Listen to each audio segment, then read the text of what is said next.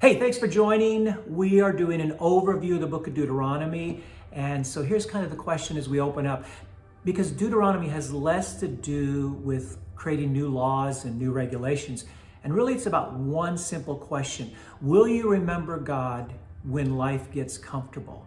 I mean, that challenged the people back then, and it challenges us today as well. Hang with me, and we'll walk through this together. So behind them is 40 years of wandering in the wilderness, and ahead of them is the promised land. And in front of them stands this old guy, Moses, who gives one final speech. Think about this for just a moment. Last message he's ever going to say.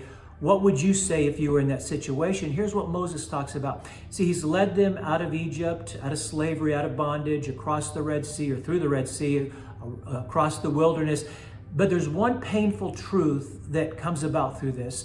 Moses will never enter the promised land himself. And so his message to the people becomes all the more significant.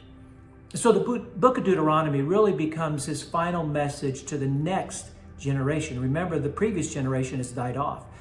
It's really not a new law he's going to give them, not a new regulation or something like that, but rather a reminder of who God is, of what he's done, and what will happen if they forget God. So Moses begins, remember this is his final speech. He really takes this final speech to remember and challenge them to remember the story of the Exodus, if you will. He reminds them of how God delivered them from slavery, how he provided food in the wilderness. He reminds them how God led them through the wilderness with a pillar of fire and a cloud over the years, those 40 years. And over again, Moses warns them of one impending danger. And it's not enemies, it's not war, but rather it's forgetting God when life becomes comfortable. Man, I don't know about you, but for me, that's been an issue at times in my life. You kind of forget that God is the one who's brought you from a place of bondage or slavery or sin or your past or wilderness to a new place in your life, salvation. And it's easy to forget that God is the one who provides. And so he tells them that the cities that they live in that they didn't build and the harvest that they encounter that they didn't plant crops for, their greatest temptation will be thinking that they did them themselves.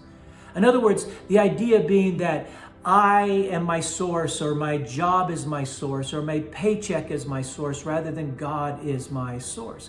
And so Moses gives them one final command. We find this in Deuteronomy 6:5, where he says, love the Lord your God with all of your heart, with all of your soul, with all of your strength. And for the people of Israel, this becomes the Shema, a prayer they pray every day. And centuries later, Jesus himself would call this the greatest commandment that we could ever live by.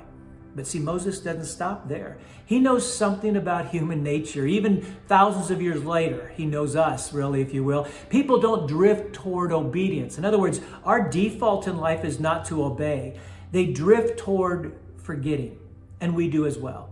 So he challenges the nation with a powerful choice. In Deuteronomy 8:18, he says, remember the Lord your God, for it is he who gives you the ability to produce wealth. In other words, my wealth or my prosperity or all that I have in life is not because of who I am or I did something great. In other words, my success will never be my own doing. It will always be God's grace. He's the one who provides. Don't forget. This is what Moses is telling the people. And as the book comes to a close, Moses gathers the people one final time. This is his last chance as a leader. His last chance to shape their future. And he lays out the most important decision they will make. In Deuteronomy 30:19, he says, I have set before you life and death, blessing and cursing. Now choose life. It's one of the clearest invitations in the entire Bible. It's not forced obedience, but rather he invites it. And after this speech, Moses passes to Joshua. Moses climbs the mountain, overlooks the promised land. And the book ends with this powerful reflection. Israel had many leaders after Moses, but none quite like him. But the influence of Deuteronomy didn't end there. You see, in fact, the book of Deuteronomy is quoted over 80 times in the New Testament, one of the most quoted Old Testament books in the New Testament. And when Jesus, for example, enters the wilderness in Matthew and is tempted of Satan for 40 days, 3 times Satan tempts him, and all 3 times Jesus quotes from the book of Deuteronomy. Man shall not live by bread alone. Do not put the Lord your God to the test. Worship the Lord your God and serve him only.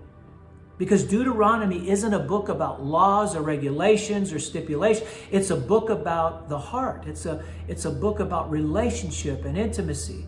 You see, before Israel stepped into the promised land, Moses gave them one final message, his last chance to talk with him. Don't forget the Lord who brought you here. And thousands of years later, this warning might matter more than ever. So I challenge you, don't forget where God has brought you from. We're here because of what God did in us and what he brought us through, the wilderness, the pain, the suffering, the sin, all of the stuff, all the junk. And he brought us to a new place, salvation. See, the greatest spiritual danger that we'll face isn't suffering. It's success without gratitude. Because thousands of years later, Moses' challenge still echoes in our hearts today. Choose life. So may I challenge you, before you do anything else after watching this video, take a moment and just say, God, thank you for what you've brought me through, what you've brought me from, and I recognize you're my source, and I'm grateful. Hey, thanks for joining me today. We start chapter 1 of Deuteronomy tomorrow, so don't miss it. If you've missed us in the book of Numbers, we just finished that. We'd love to have you go back and watch that. And don't forget to hit that like button. We would really appreciate it. Until next time, we'll see you later.